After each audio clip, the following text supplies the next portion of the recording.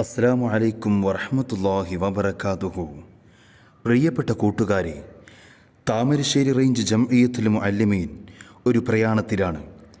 പ്രിയപ്പെട്ട കൗമാരത്തെ രക്ഷിക്കാൻ, നാടിനെ രക്ഷിക്കാൻ, ഉറ്റുവീഴുന്ന കണ്ണീരിൽ നിന്നും കുടുംബത്തെ രക്ഷിക്കാൻ. കാരണം വല്ലാത്തൊരു കാലത്തിലൂടെയാണ് നാം നീങ്ങിക്കൊണ്ടിരിക്കുന്നത്.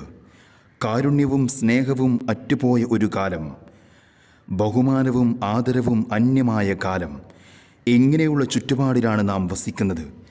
മനുഷ്യരെല്ലാം ഒരു ഉമ്മയുടെയും ഒരു ഉപ്പയുടെയും മക്കളാണെന്ന സത്യം നാം മറന്നു പോകുന്നു. അതിലെല്ലാം ഉപരി മയക്കുമരുന്നിനും കഞ്ചാവിനും അടിമയായ ഒരു യൗവനം. ഇതിൻ്റെ ഇടയിൽ ജീവിക്കുന്ന നമുക്കൊരു ഉത്തരവാദിത്തമുണ്ട്. നമ്മുടെ കൂട്ടുകാരെ കൈപിടിച്ചുയർത്തണം, സ്നേഹത്തിന് വേണ്ടി, സൗഹൃദത്തിന് വേണ്ടി, അതിലെല്ലാം ഉപരി നാളെയുടെ നല്ല ഭാവിക്ക് വേണ്ടി. അങ്ങനെ സ്നേഹമുള്ള, സന്തോഷമുള്ള ഒരു നാടിനെ നമുക്ക് വാർത്തെടുക്കാം. നാം കാരണം കണ്ണീരൊടുക്കുന്ന ഒരു ഉമ്മമാരും നമ്മുടെ നാട്ടിലുണ്ടാകരുത്. നമ്മളിലിനി ഒരു ആശിക്കുമാരും ഉണ്ടാകരുത്. നമ്മുടെ ഒരു ഉമ്മമാർക്കും സുബൈദുമ്മയുടെ അവസ്ഥ വരരുത്. പ്രിയപ്പെട്ട കൂട്ടുകാരെ, അതിനുവേണ്ടി നമുക്ക് കൈകോർക്കാം. നമുക്ക് നേതൃത്വം നൽകാൻ ഉസ്താദുമാരുണ്ട്, സമസ്തയുണ്ട്. അതിൻ്റെ കീഴിൽ ഉറച്ചു നിന്ന് നല്ലൊരു നാളേക്ക് വേണ്ടി നമുക്കൊത്തൊരുമിക്കാം. താമരശ്ശേരി റേഞ്ച് ജംഇയ്യത്തുൽ മുഅല്ലിമീൻ ആ ഒരു ശ്രമത്തിലാണ്. പ്രിയപ്പെട്ട കൂട്ടുകാരെ, നിങ്ങളിലേക്ക് വരുന്നത് അതിനു വേണ്ടിയാണ്.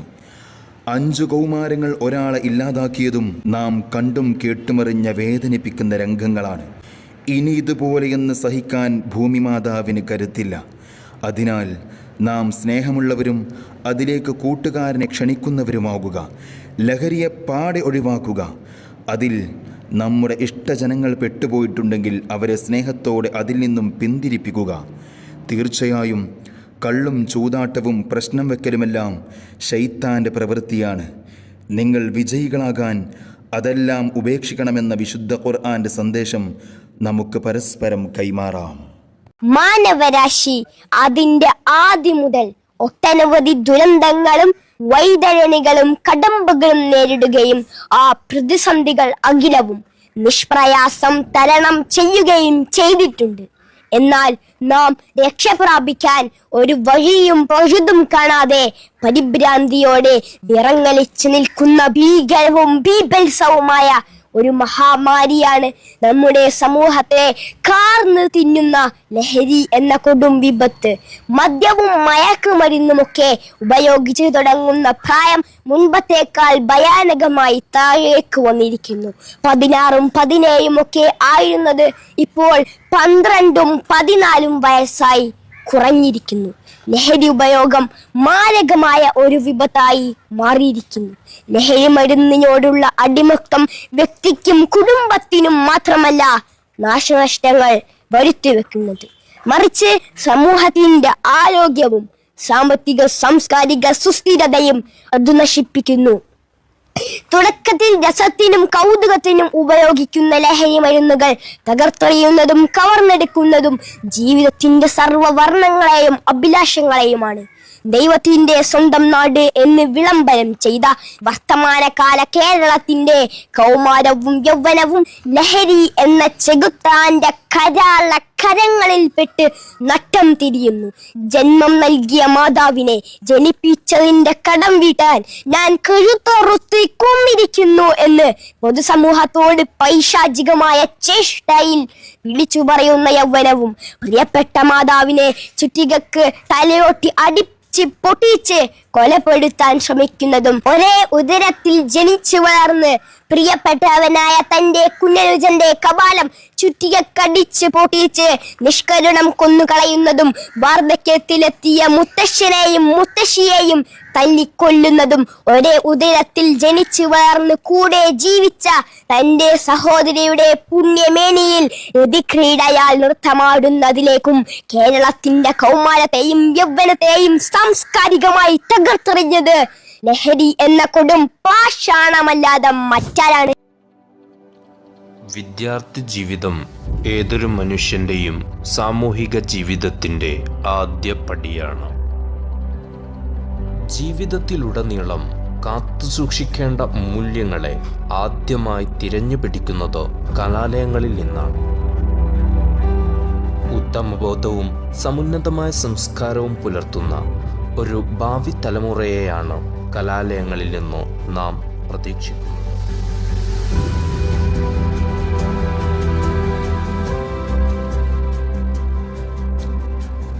എന്നാൽ നമ്മുടെ പിഞ്ചോമനകൾ കലാലയങ്ങളിൽ സുരക്ഷിതമാണോ? ആധുനിക കലാലയങ്ങളിലൂടെ നമുക്ക് സഞ്ചരിക്കാം.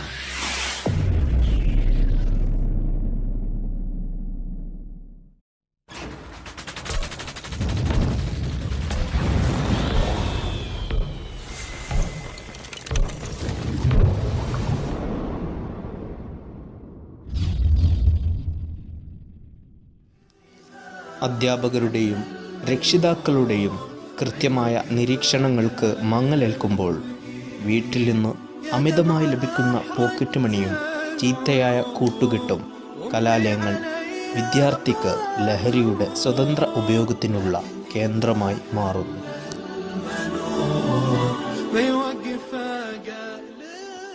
ക്ലാസ് മുറിയിൽ ഉപയോഗിക്കുന്ന വൈറ്റ്നർ പേന മുതൽ അന്താരാഷ്ട്ര തലങ്ങളിൽ കൈമാറ്റം ചെയ്യപ്പെടുന്ന LSD പോലുള്ള മാരക ലഹരി വസ്തുക്കൾ വരെ വിദ്യാർത്ഥി ലഹരി ഉപയോഗത്തിനായി അവലംബിക്കുന്നു.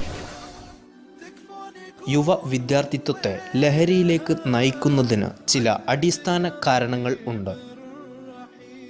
1. ആവശ്യമറിയാതെ രക്ഷിതാക്കൾ നൽകുന്ന പോക്കറ്റ് മണി. 2.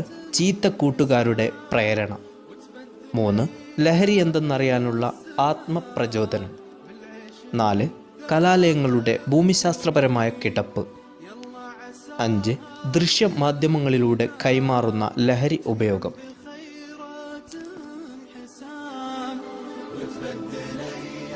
കലാലയങ്ങളെ അതിൻ്റെ യഥാർത്ഥ ലക്ഷ്യത്തിലേക്കും വിദ്യാർത്ഥിത്വത്തെ അതിൻ്റെ പരമമായ ധർമ്മത്തിലേക്കും തിരികെ കൊണ്ടുവരാൻ പ്രാദേശിക വിദ്യാർത്ഥി സംഘടനകളും ഭരണകൂടവും മറ്റു സാമൂഹിക പ്രസ്ഥാനങ്ങളും ഒരേപോലെ ലഹരിമുക്ത വിദ്യാർത്ഥി ജീവിതത്തിനായുള്ള പദ്ധതികൾ ആവിഷ്കരിക്കുക. സമയം അതിക്രമിച്ചിരിക്കുന്നു.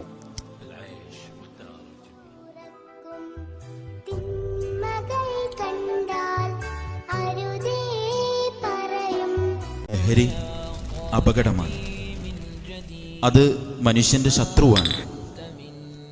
ആഘോഷവേളകളിൽ കൂട്ടുകൂടിയപ്പോൾ അല്ലെങ്കിൽ കൂട്ടുകാരുമൊത്ത് യാത്ര പോയപ്പോൾ ഏതോ ഒരു ദുർബല നിമിഷത്തിൽ തുടങ്ങി വെച്ചതാണിത്.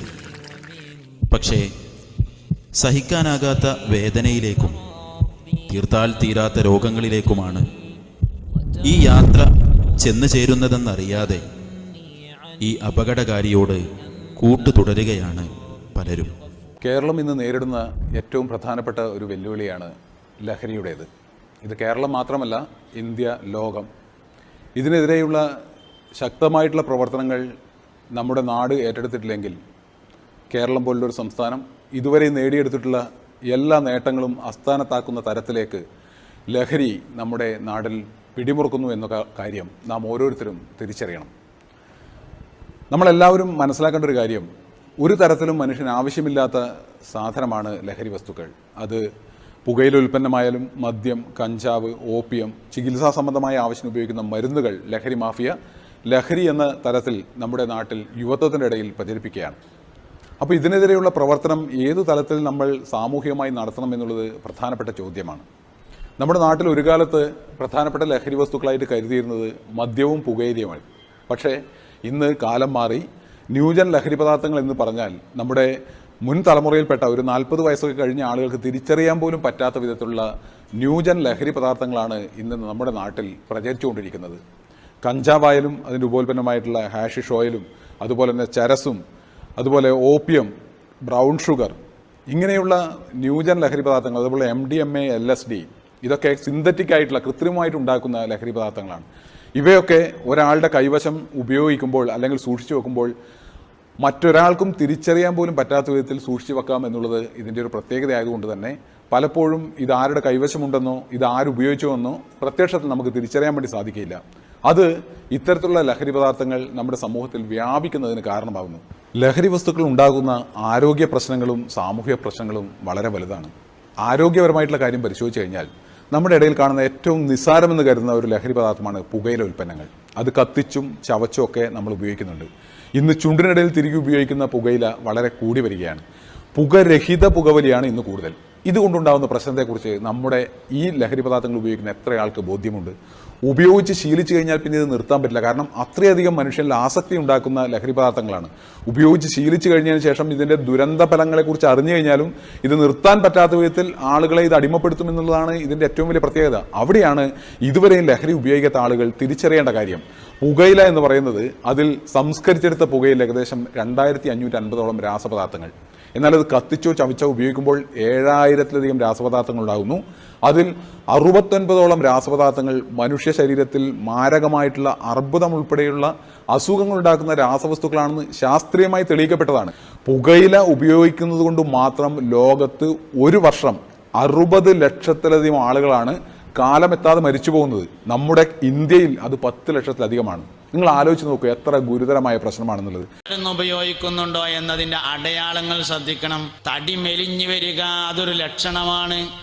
തടി മെല്ലിച്ചു വരിക അതൊരു ലക്ഷണമാണ്. ഭക്ഷണം കുറഞ്ഞു വരിക അതൊരടയാളമാണ്.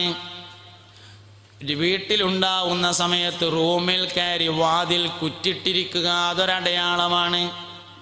ഒഴിഞ്ഞു ദൂരേക്ക് നോക്കിയിരിക്കുക അതൊരടയാളമാണ്. റൂമിൽ നിന്ന് ചന്ദനത്തിരി കത്തിച്ചതിൻ്റെ വാസന വരിക എന്നതൊരടയാളമാണ്. രാവിലെ റൂം അടിച്ചു വാരുമ്പോൾ പേപ്പർ കത്തിച്ചതിൻ്റെ അടയാളം കാണാനുണ്ടെങ്കിൽ ഒരടയാളമാണ്. റൂമിൽ മാതാപിതാക്കൾക്ക് മനസ്സിലാകാത്ത ചെറിയ പെട്ടികൾ, ബോക്സുകൾ കാണാനുണ്ടെങ്കിൽ അതൊരു അടയാളമാണ്. 20 രൂപ, 30 രൂപ, 50 രൂപ പോലത്തെ ചെറിയ ചെറിയ കളവുകൾ വീട്ടിൽ നടക്കുന്നുണ്ടെങ്കിൽ അതൊരടയാളമാണ്.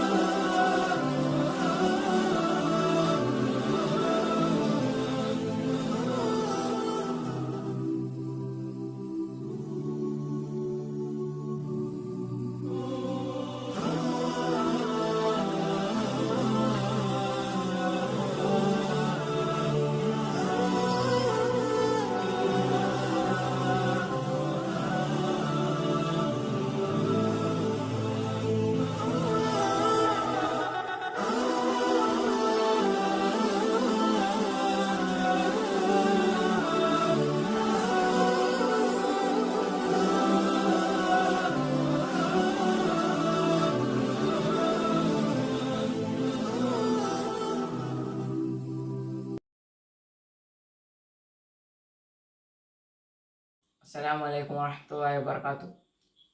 ഞാനൊരു ഇന്ത്യക്കാരനാണ്. അതിലുപരി ഞാനൊരു മുസ്ലിമാണ്. എൻ്റെ മതത്തിനോ നാടിനോ ദോഷമായ ഒന്നും എന്നിൽ നിന്നും ഉണ്ടാകില്ല. എൻ്റെ ഇടപെടലുകളെല്ലാം ഈ നാടിൻ്റെ നിയമത്തിലും ദീനിൻ്റെ നിർദ്ദേശമനുസരിച്ചുമായിരിക്കും. ഇന്നിൻ്റെ കൗമാരത്തെ കാർന്നു തിന്നുന്ന ലഹരി ഒരിക്കലും ഞാൻ ഉപയോഗിക്കില്ല. അതിൽ നിന്നും എൻ്റെ കുടുംബത്തെയും കൂട്ടുകാരെയും നാടിനെയും രക്ഷിക്കാൻ എൻ്റെ കഴിവിൻ്റെ പരമാവധി ഞാൻ ശ്രമിക്കുമെന്ന് താമരശ്ശേരി റേഞ്ച് ജമിയത്തുൽ മുഅല്ലിമീൻ സംഘടിപ്പിക്കുന്ന ഈ ലഹരി വിരുദ്ധ ക്യാമ്പയിനിൽ ഞാൻ പ്രതിജ്ഞ ചെയ്യുന്നു. അസ്സലാമു അലൈക്കും.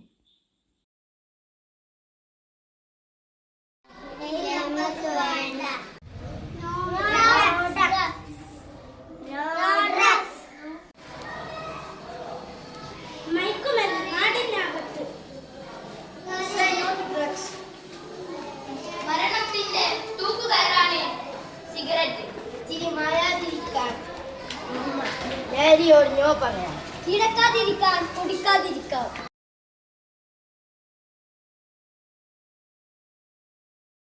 ലഹരി നാടിനാപത്ത്.